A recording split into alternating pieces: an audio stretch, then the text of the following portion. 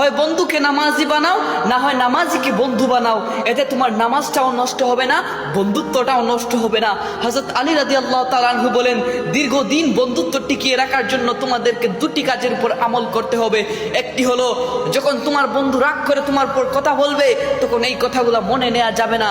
আর দ্বিতীয়টি হলো, কখনো বন্ধুর সাথে রাগ করা যাবে না, বন্ধুর সাথে রাগ করে কথা বলা যাবে না। তাহলেই বন্ধু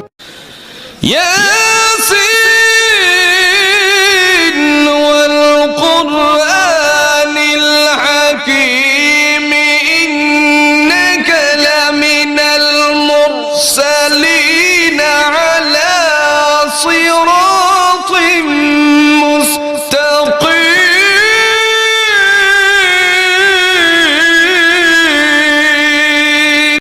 إنما المؤمنون الذين إذا ذكر الله وجلت قلوبهم